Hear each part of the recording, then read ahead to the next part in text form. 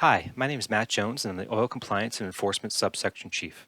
I oversee the 4 full-time inspectors, the operator training program run by Suzanne Piccone, and any documents issued by our enforcement section go through my desk for approval.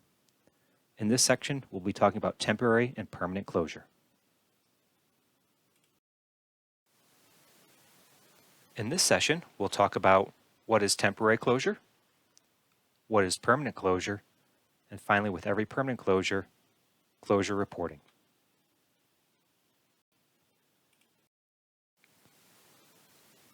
What is temporary closure? Well, basically, it's making your tank non-active. Examples being, maybe your business isn't currently in operation. You don't need to pump gas or diesel, or maybe can't pump gas or diesel. Or maybe you have some compliance issues that you can't correct at this point in time, and you don't want to risk the potential release from your system. One way to address these, at least for a time being, is to place your tank in temporary closure until you can fix those items and bring your tank back into compliance. How are you going to go into temporary closure? Well, first, you're going to remove the product down to less than an inch. Likely have a vacuum truck to come out there and pump it down to the appropriate level. It'll get disposed of properly at that point.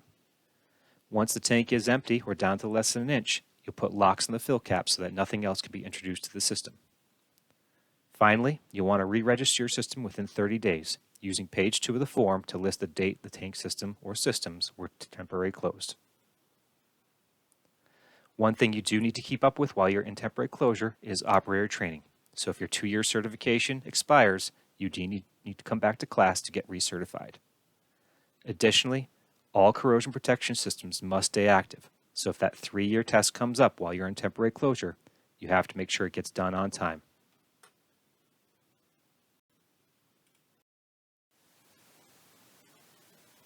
Once you're in temporary closure, how long can you stay in temporary closure? Currently, you can stay in temporary closure for up to 3 years. At that point, you have to make one of 3 decisions. The first decision would be to reactivate the system. Bring it back into active use by doing the testing for compliance to show that your system is safe to store that product again. Second option would be to remain in temporary closure by performing a compliance assessment. The third option would be to permanently close that system.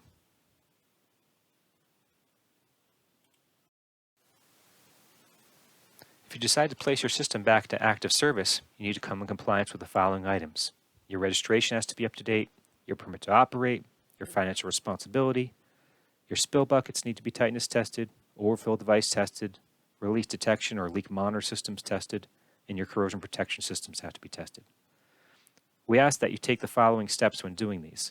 First, you want to do all the tests that can be done while the tank is empty, which will be leak monitor testing, spill bucket testing, overfill device testing, corrosion protection testing, and then after October 13th, 2021, sump tightness testing.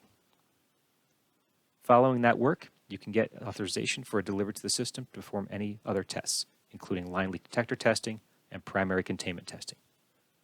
The final piece will be submittal of a registration form to place that system back into active use. You want to fill out all the registration form, especially page 2, which places your system back into active use.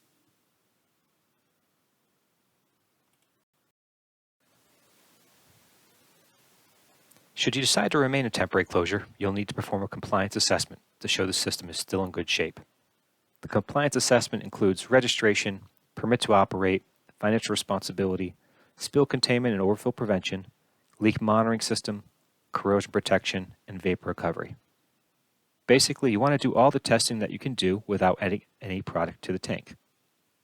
This would include spill bucket tightness testing, overfill device testing, leak monitor testing, corrosion protection testing, and then specifically for gasoline tanks, the annual vapor recovery maintenance inspection.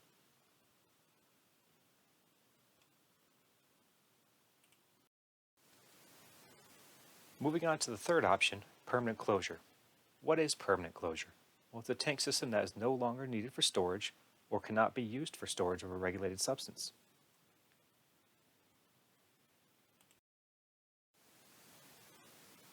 What systems need to be permanently closed? Well, we're looking at systems that don't have corrosion protection. It goes hand in hand with unregistered or newly discovered tanks. These are generally also single-walled systems. Usually they're found during a property transaction where it's on a farm from the 30s, 40s, 50s and was discovered when the property went up for sale.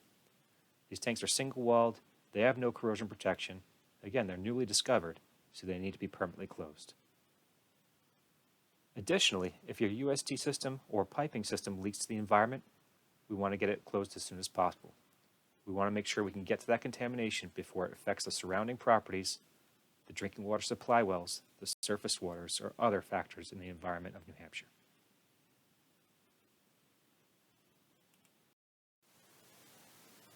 When you go down the road of permanent closure, there are going to be certain procedures that are required.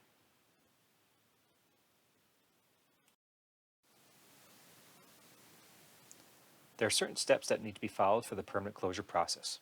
First, you need to notify DES at least 14 days prior to the date of closure, using the form on the right-hand side of the screen or similar-looking form. The main reason for this is so that we can assign it to a project manager in our remediation section. If questions come up during the closure process or contamination is found, the project manager should be able to assist with those questions and start the process for you to get access to the cleanup fund. Second, you want to hire an International Code Council certified contractor, having an ICC U2 license for UST decommissioning. This person needs to be on site during all closure-related activity. And finally, all folks on site need to follow the American Petroleum Institute's standards for safety and testing requirements. Tank closures can be hazardous. We want everyone to be safe out there when they're performing these types of duties. An example where things have gone bad is where closures haven't been notified to us, and people have gone ahead without the proper licensing. In some cases, people have been severely hurt, severely burned, and in one particular case have lost their lives. Please follow these rules to make sure that folks that are working at your facility are safe and knowledgeable with the materials they're working with.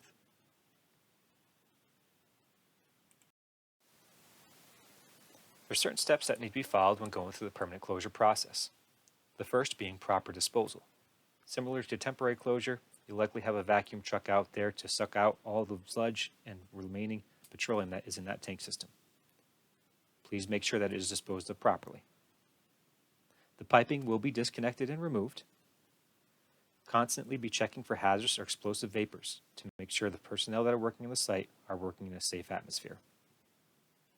The system will be removed, or in very rare instances, it will be closed in place. We do allow closure in place whereby removal of the system will cause damage to a nearby structure or potentially a nearby tank system. Please check with DES ahead of time for approval to close the system in place. Finally, if contamination is reported, and one of the reasons why we'd like to have a project manager on site for these closures, it does need to be reported immediately to DES.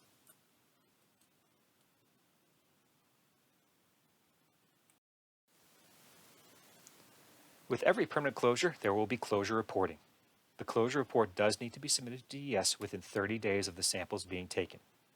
This closure report is going to be a great A to Z summary of all the activity that happened there, including the results from the samples that are sent to the lab.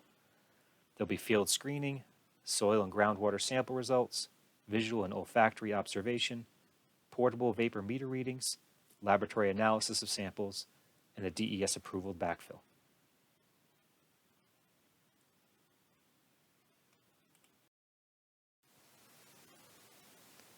Closure documents are required to be kept for 3 years. We recommend keeping them for as long as you can, for at least for as long as you own that property, because ultimately they do need to be transferred on to that new owner should you decide to sell the property. If you happen to lose a copy of the closure report or just looking for a copy, One Stop would be a great resource for you to find that document.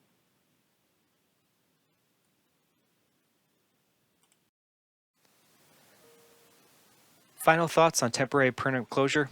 Remember, for temporary closure, you're pumping it down to less than an inch, putting a lock on the fill caps, and registering that system as being in temporary closure.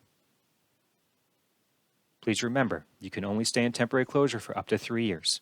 At that point, you need to either reactivate the system and bring it back to active use, perform a compliance assessment and renew it for 3 years of additional temporary closure, or permanently close the system.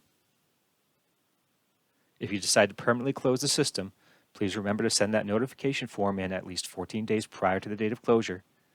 Make sure you have an ICC U2 UST decommissioned licensed person on site during all closure-related activity. The closure report that's going to be generated from that permanent closure does need to be submitted to DES within 30 days of the samples being taken. And please remember, your tanks and your piping that were released to the environment must be permanently closed.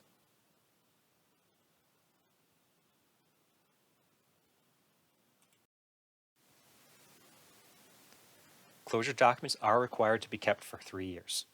We recommend keeping them for as long as you can, for at least for as long as you own that property, because ultimately they do need to be transferred on to that new owner should you decide to sell the property. If you happen to lose a copy of the closure report or just looking for a copy, One Stop would be a great resource for you to find that document.